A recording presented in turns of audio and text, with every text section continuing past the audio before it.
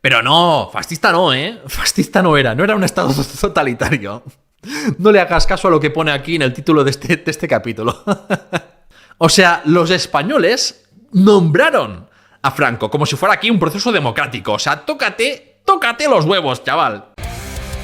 Memorias hispánicas.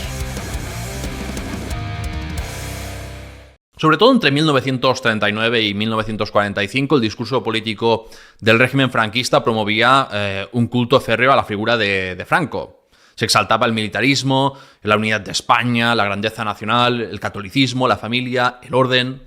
La disidencia y la pluralidad eran rechazadas en todos los ámbitos y todo se orientaba hacia una sola idea de país bajo la glorificación de una unidad que dejaba muchos cadáveres por el camino, ¿no? Para justificar el poder absoluto de Franco, el nuevo Estado se propuso adoctrinar a las masas desde las bases. ¿Y quiénes son las más vulnerables al adoctrinamiento? Pues los niños, obviamente, los niños. Especialmente aquellos que no habían conocido otras épocas más que la dictadura. Porque claro, si no sabían que existían alternativas políticas, si no las habían vivido, pues era más fácil hacerles creer que no las había o que no eran válidas. Por eso los niños se convirtieron en un objetivo prioritario de la propaganda del régimen. La educación dejó de tener como prioridad el desarrollo intelectual de los niños, ¿no? Para ser sobre todo una herramienta de control social.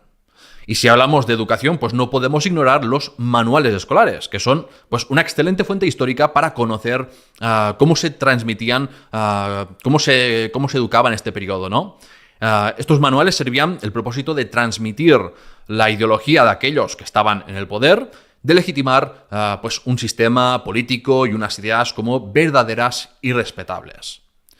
Con esto en mente, pues traigo hoy una auténtica reliquia de la posguerra inmediata, dominada por los falangistas, un libro escolar que tuvo 3 ediciones entre 1940 y 1944. Estoy hablando pues del manual Así quiero ser el niño del nuevo Estado, un manual mucho más impregnado de fascismo puro y duro que del nacionalcatolicismo, que sería más dominante según avanzaron los años. Vamos a leer algunos extractos de Así quiero ser, el niño del nuevo Estado, que me han parecido especialmente reveladores y pues a analizar ese adoctrinamiento, ¿vale?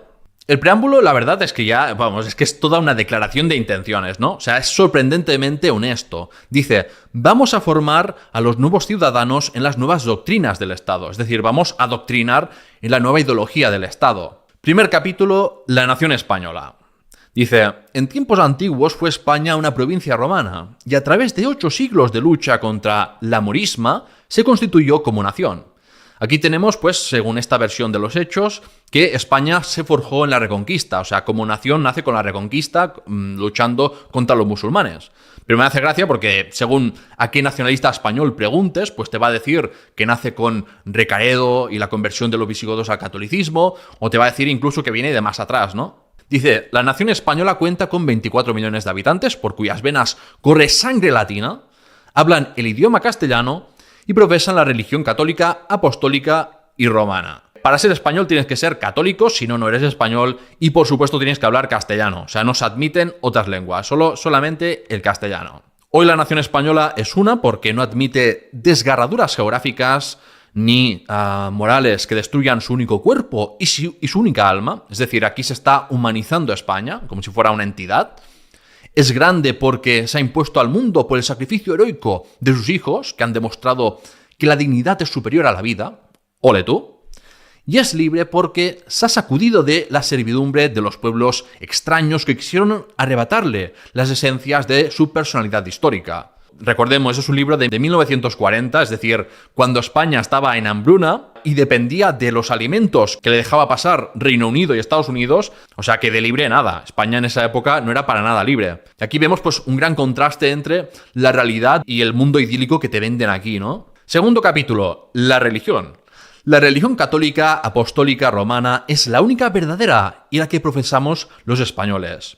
Por la religión católica luchó España contra los árabes, los turcos, los judíos, los protestantes, los enciclopedistas masónicos y los marxistas.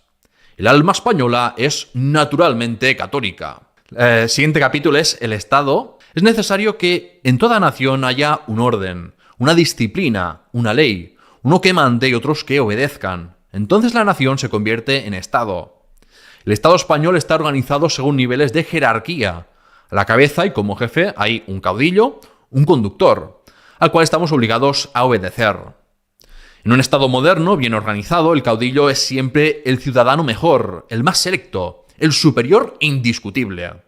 El caudillo solo responde ante Dios y ante la historia. O sea, en este capítulo, el caudillo se presenta como un ser superior, prácticamente divino, ¿no? Es prácticamente Dios. Y ojo porque aquí hay una frase que me permite juzgar a Franco. O sea, aquí dice el caudillo solo responde ante Dios y ante la historia. Y aquí estamos hablando de historia. O sea, para que luego digan otros que no se puede juzgar el pasado. Pero hombre, es que si te lo dicen aquí, si hasta Franco lo quería, solo estoy siguiendo su voluntad aquí.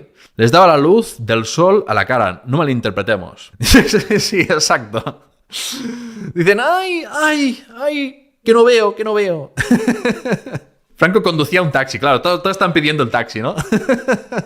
Siguiente capítulo, la patria. La patria es una realidad y un sentimiento. Hubo un tiempo en que algunas personas sentían vergüenza de confesar a su patria. Eran seres desventurados, impasibles ante las glorias que nos hicieron grandes y ante los sacrificios que nos hicieron fuertes. El ciudadano de la Nueva España no solo ha de tener el valor, sino el orgullo de confesarla. Un ciudadano que se avergüenza de su patria es como un hijo que se avergüenza de su madre. Este texto lo podría haber escrito hoy alguien de Vox, o sea, hoy mismo Santiago Abascal te firma este texto. Siguiente capítulo, el imperio. El caudillo manda, organiza, resuelve y todos los españoles obedecen. Eso es potestad, imperio. En España no puede haber disgregaciones, separatismos, privilegios de casta o clase. Me parto. Es que qué cachondos, o sea, se tendrían que estar tronchando los que escribieron esto, ¿eh?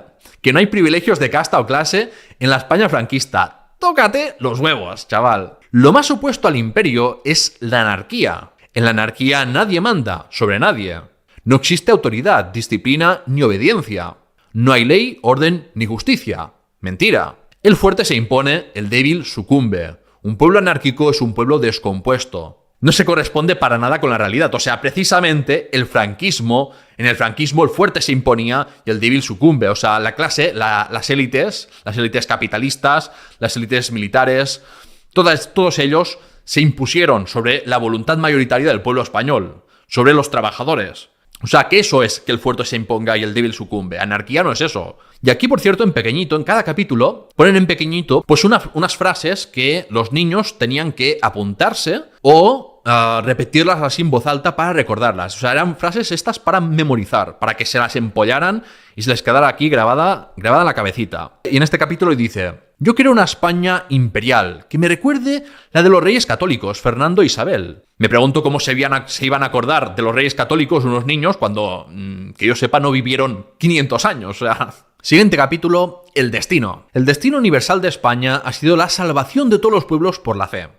España solo ha sentido su felicidad a través de las felicidades ajenas, y como ella era dichosa por sus creencias religiosas, ha procurado difundirlas por todo el mundo. Qué bondadosa es España, ¿eh? Hostias. Descubrió España las tierras nuevas por el deseo de hacer cristianos. Solo por el deseo de hacer cristianos. No por el oro, no por explotar a más gente, ¿no? No. Por eso no. Solamente por cristianizar. El poder lo tiene el que puede y no el que quiere. Eso es verdad. Es el Estado quien debe tener los poderes, porque él tiene la responsabilidad de los negocios públicos y del bienestar nacional. Nosotros, los subordinados, no tenemos más misión que obedecer. Debemos obedecer sin discutir. Quien manda sabe lo que hace y por qué lo hace. Supongo que estos que han escrito esto, vamos, no han tenido un jefe en su vida, porque es que si no es inexplicable este comentario. Es más fácil mandar que obedecer. El que obedece no se equivoca nunca. Eso, de nuevo, pregúntale al jefe si está de acuerdo con esto. Los españoles tenemos la obligación de acostumbrarnos a la santa obediencia. Nada de murmuraciones, de reservas ni discusiones. ¿Nos manda quien sabe y quien puede? Pues a cumplir fielmente lo mandado. En mi casa manda mi padre, en mi escuela el maestro, en el pueblo el alcalde, en la provincia el gobernador, en España el caudillo. Este manda en todos porque tiene la responsabilidad de todos. Obedezcámosle para que haga una España feliz. Aquí aparece una de las ideas más repetidas en este capítulo, más repetidas implícita y explícitamente en toda la propaganda franquista escolar, y muy especialmente en este libro, que es el deber. Es decir, la obligación de obedecer al Estado sin rechistar, sin cuestionarlo. No solo se fomenta la obediencia, sino que se glorifica la misma. Si tan malo es ser jefe, ¿no? Y si tan bueno es obedecer, pues ¿por qué no cambiamos los roles? O sea, si quieres te mando yo y tú te conviertes así en un asalariado, a ver cómo se siente, ser asalariado, ser el que obedece y no el propietario el que da órdenes. Niños y niñas aquí representados haciendo el saludo, pero pidiendo el taxi, no pienses mal, no es el saludo fascista, no, están pidiendo el taxi. Bien, a partir de este punto hay que decir que el libro entra en una serie de capítulos donde intenta desmontar ideas políticas contrarias al fascismo. ¿Y cómo lo hace? Pues simulando un diálogo, usando preguntas y respuestas o contrastes aparentes de puntos de vista. Pero no nos dejemos engañar. O sea, el discurso de así quiero ser, el niño en el nuevo Estado, es un discurso autoritario. O sea, no solo por lo que dice, sino por cómo lo dice. Es un monólogo disfrazado de conversación, un texto que no espera ni tolera tampoco que se le cuestione. O sea, su objetivo no es enseñar al estudiante a pensar por sí mismo, a ser crítico, no. El objetivo es instruir, persuadir y controlar. Sobre todo, adoctrinar en el mensaje fascista.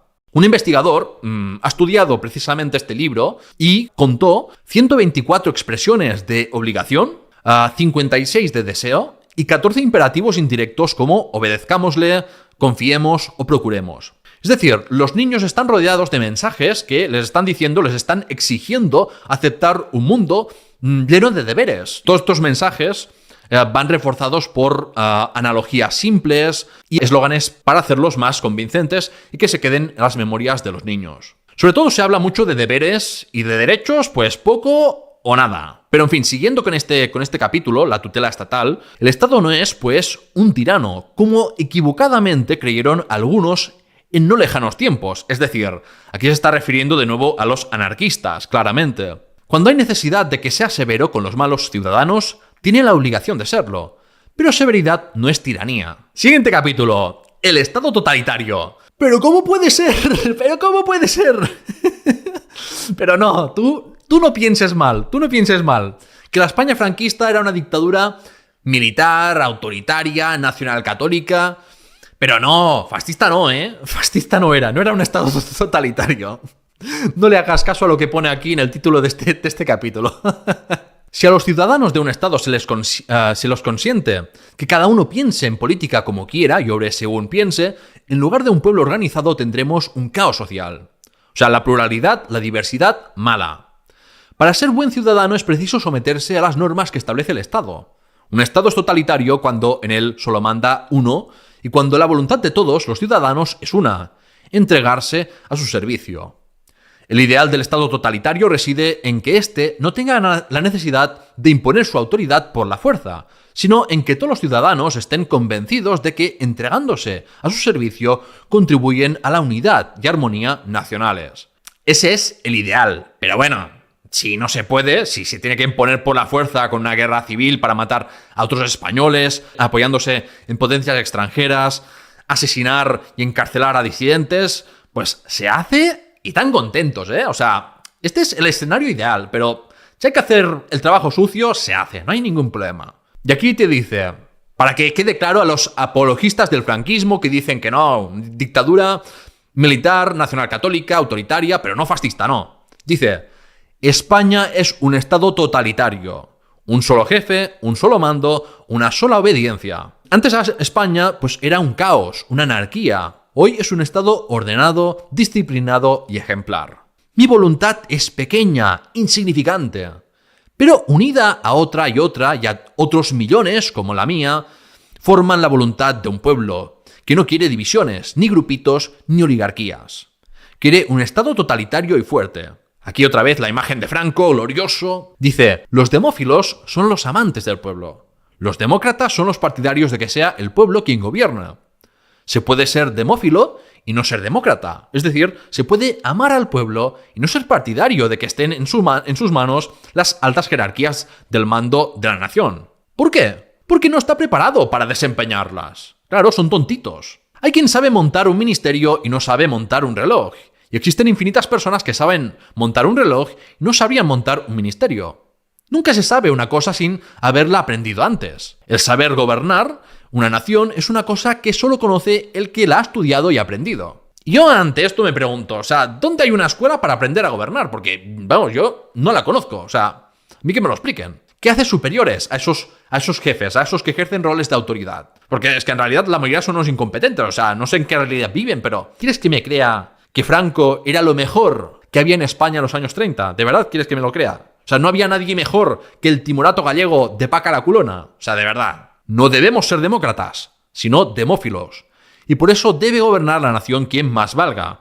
Y el que más vale es el que se impone por su sabiduría y sus virtudes. No por un golpe de Estado, no por la fuerza, no con la ayuda de Mussolini y Hitler, no.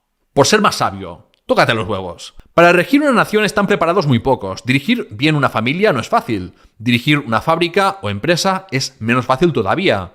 Para dirigir una nación aún se necesitan condiciones superiores. Siguiente capítulo, el buen nacional. Y dice, el buen nacional es el que ama a su nación sobre todas las demás. Hay algunos hombres que se creen superiores porque dicen que son internacionalistas. Si lo dicen de buenas, son unos equivocados.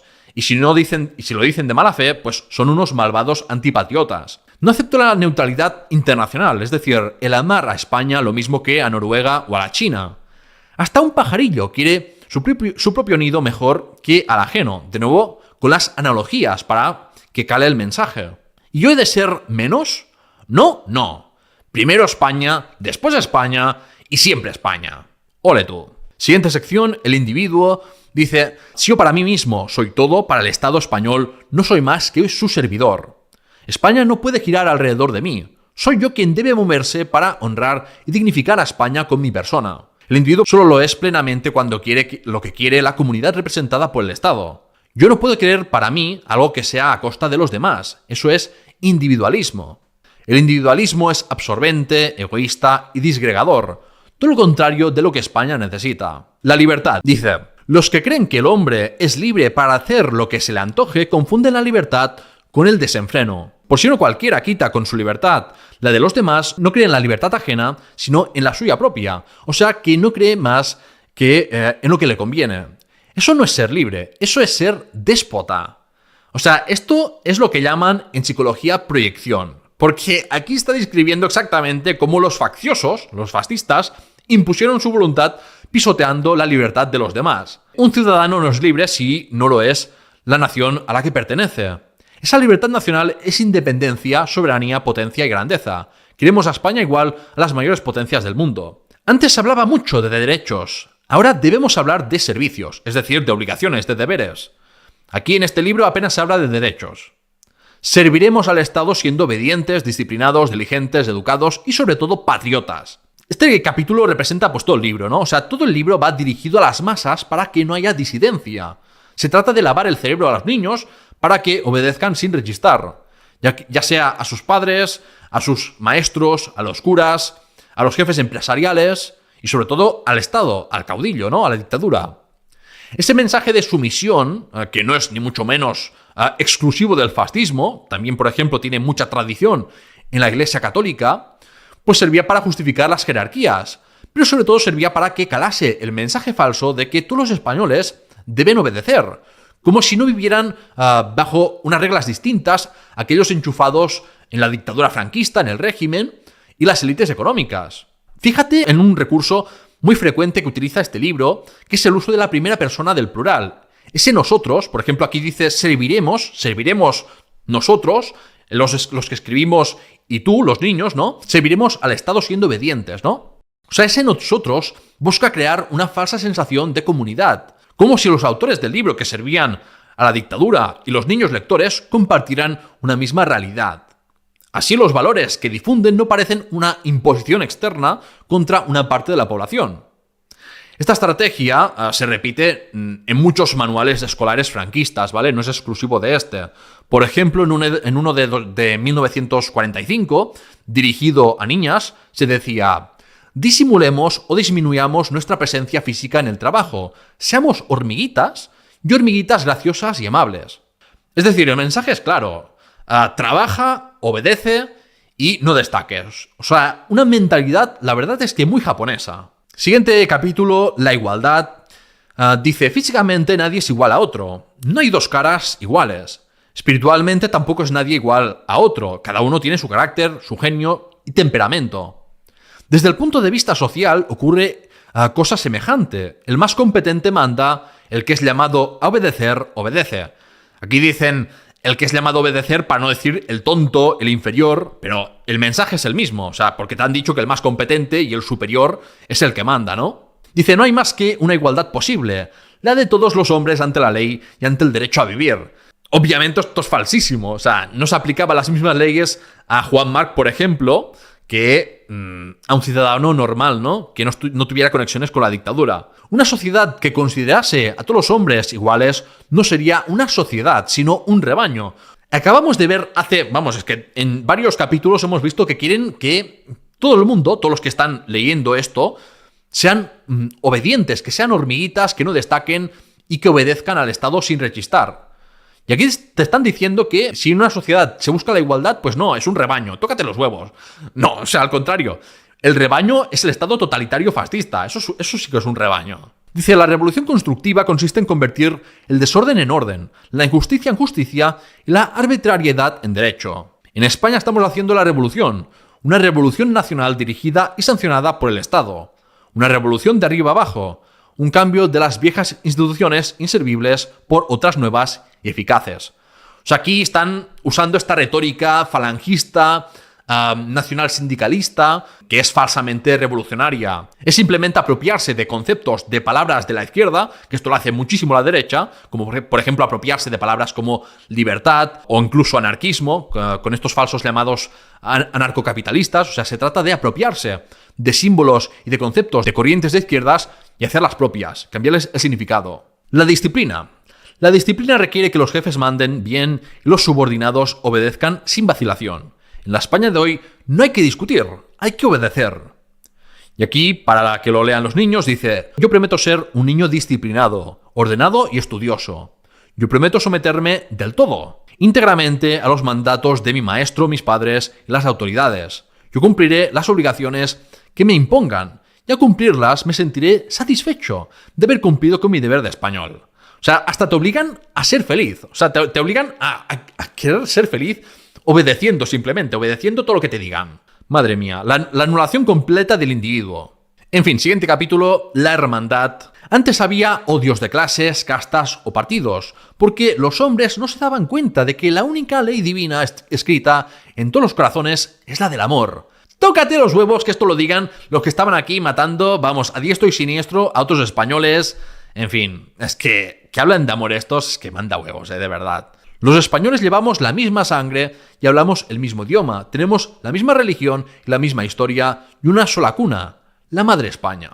La Madre España nos hace hermanos a todos los españoles, menos a los rojos. Aquí y en otras partes del libro se recurre a una estrategia emocional muy efectiva, que es la de humanizar España.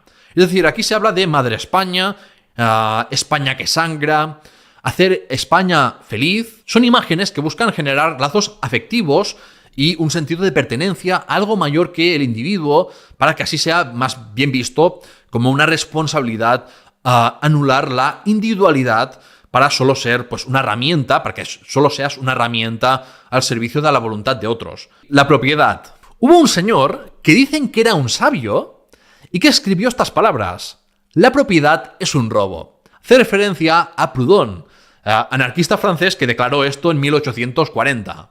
Para que veáis de nuevo la importancia del anarquismo en España. Y yo, que no soy un sabio, sino un niño, digo sencillamente que sin la propiedad no podría vivir nadie. Pues si le quitan a uno el traje que lleva y la cama en que duerme y el dinero que se ha ganado con su trabajo, le han quitado los medios de vivir. ¿Qué le queda, pues? Morirse. La propiedad legítimamente adquirida y disfrutada es sagrada y nadie debe atentar contra ella. Aquí, como siempre hacen los capitalistas, confunden propiedad con posesión. La propiedad privada, para los anarquistas, se refiere a los monopolios protegidos por el Estado sobre ciertos recursos para controlar y explotar a otros. En cambio, la posesión se refiere a esas cosas que pertenecen a cosas no empleadas para explotar a otros, como por ejemplo el traje o la cama que comentan aquí en este libro. No hay que confundir propiedad privada con posesión. Muy importante esto. Y aquí la confunden para engañar al personal, en este caso engañar a los niños. Y dice, pero la propiedad no ha de servir para el solo uso de su dueño, ha de estar al servicio de la comunidad. Con esta frase final, digamos que intenta hacer un discurso retórico que en la práctica no se traslada absolutamente nada. Al final, como digo, esta es la retórica falsamente revolucionaria de los falangistas. Aquí dice sobre el capital, dice, así como el capital es necesario, el capitalismo monstruoso es perjudicial, como por ejemplo el capitalismo judaico, porque influye sobre los estados, los somete, les quita la libertad y los convierte en sus esclavos. De nuevo, este discurso falsamente anticapitalista de los falangistas. Y aquí te van en contra del capitalismo judaico sin definir qué es eso del capitalismo judaico, o sea, no se sabe qué es. Y simplemente es una muestra de antijudaísmo propio del nacionalismo español de la época, ¿no? Un capítulo dedicado aquí a la hispanidad dice, nuestros reyes católicos, Fernando e Isabel, supieron un día que más allá de nuestros confines, hacia el oeste, había tierras desconocidas en que los hombres vivían en estado salvaje y no conocían el verdadero Dios. Y a ellas enviaron navíos con colonizadores y misioneros para que ensancharan los dominios de España, predicaran la fe de Cristo y bautizaran a los nuevos catecúmenos. Así nació la hispanidad. Pronto en los pueblos americanos y oceánicos se levantaron templos cristianos, se fundaron universidades y escuelas, se llevaron nuestros cultivos y ganados y se habló el castellano. Un discurso que te lo firmaría ahora mismo alguien de Vox, el típico follatercios que circula hoy en día. 3 razas puras y 2 mestizas caracterizan a la humanidad. Las puras son la blanca, la negra y la amarilla. Las mestizas son la cobriza y la aceitunada. Me encanta este concepto de la aceitunada. Capítulo muy importante titulado La lucha de clases. Dice, hace algunos años, unos hombres que se decían defensores y redentores de los obreros les hicieron creer a estos que sus enemigos eran los que les daban trabajo, es decir, los empresarios y los patronos. Algunos obreros, sencillos y crédulos, prestaron oídos a esas falsedades, a esas falsas predicaciones y se organizaron para luchar contra los que aportaban el capital de los negocios. Entonces desencadenaron la llamada lucha de clases, por la cual se llegaba al disparate de destrozarse aquellos mismos que debieran armonizarse para bien de la producción y de España, que necesita el concurso de todos. La lucha de clases es la destrucción de todos los ideales cristianos de paz, orden y trabajo. Cualquiera comprende que con la lucha permanente de unos hombres contra otros no se conseguiría sino retroceder a la barbarie. Los obreros luchaban contra los patronos tenían que defenderse contra los obreros. O sea, aquí está diciendo que los obreros eran los agresores y los patronos los pobrecitos que se tenían que defender. Te dicen que los obreros se ponían en contra, se hacían enemigos de los que les daban trabajo. Y yo te digo que no existiría una clase que diera trabajo si todos tuvieran acceso a los medios de producción. Es decir, si no existiera la propiedad privada que otorga a unos pocos el poder de veto de acceso a esos medios necesarios para sustentarse. Este capítulo es especialmente interesante porque, como ya ocurre en otros momentos del libro, se presenta el Estado franquista como un régimen de paz y de orden. O sea, en contraste con el caos de épocas anteriores, o sea, de la Segunda República. Se construye, la imagen de una España utópica, sin conflictos, donde todos reman en la misma dirección y todos son felices de vivir bajo el nuevo régimen. Pero la realidad, sin embargo, era otra, ¿no? En la España de la posguerra había hambruna, con muchos muertos de hambre, literalmente, enfermedades descontroladas, inflación desbocada, corrupción sistemática en la política y los negocios y represión brutal sobre todo. Miles de personas fueron encarceladas, asesinadas o privadas de la libertad por sus ideas. Pero nada de eso aparece en este relato idealizado de España después de la Guerra Civil. Al contrario, se oculta deliberadamente para construir una ficción que refuerce la obediencia y la no oposición al régimen franquista. Vale, y ya último capítulo de Así quiero ser, el niño del nuevo Estado. Y es un capítulo dedicado a la unidad. Así quiero que sea mi España, una nación rica, envidiable, progresiva, culta, cristiana, ejemplo de virtudes morales y unidad en la familia, unidad en la corporación, sindicato o agrupación social, base de la prosperidad económica, unidad entre todas las personas, unidad entre todas las regiones, unidad de todas las naciones hispánicas con su madre España para mantener las puras esencias de la sangre y el idioma, y unidad de todos los pueblos del mundo en la fe de Cristo y en la virtud de la caridad, por las que España se desangró miles de veces a través de los siglos. Y yo quiero ser así, un español con quien palpite España, como un corazón metido en las entrañas del alma, un español que consagra su vida a la tarea de hacer una España grande, libre, una España católica e imperial. Más brevemente, como bonus, El Parvulito, que es otro libro, pero es de 1967, o sea, ya de una época mucho más avanzada del régimen, ya no es la época donde dominaban los fascistas, aquí estamos hablando de una época donde ya el discurso nacional católico dominaba más, ¿no? Y estamos ante un libro que está dirigido a niños de menos de 7 años. Primer capítulo, Dios creador, o sea, primer capítulo ya va sobre religión, ¿no? Adoctrinar en la religión desde las escuelas. Nuestros primeros padres se llamaban Adán y Eva. Dios los quería mucho y les dio un paraíso para que en él vivieran felices. Allí trabajaban sin fatigarse y no se ponían nunca enfermos. Pero un día el demonio en forma de serpiente engañó a Eva y Eva, desobedeciendo a Dios, comió a la fruta prohibida y dio de comer a Adán. Desde entonces Dios se enfadó con ellos, los echó del paraíso y los condenó a trabajar con fatiga, a sufrir enfermedades y a morir. Yo me pregunto, o sea, Dios no sería tan bueno si fuera tan o sea, de verdad, ¿cómo se puede ser tan malvado Dios como para hacer esto? Y por cierto, el discurso machista de Adán y Eva, de la culpa es de la mujer, por haber provocado todo esto de la fatiga, las enfermedades. Dios quería mucho a sus hijos, pero como era bipolar, se enfadó mucho porque se comieron una manzana. Porque se comieron una manzana y los condenó a las penurias eternas. Es que Dios es un hijo de Por cierto, ojo aquí, capítulo 19, nace El Salvador. En Palestina vivía una mujer muy buena llamada María que estaba casada con un carpintero llamado José.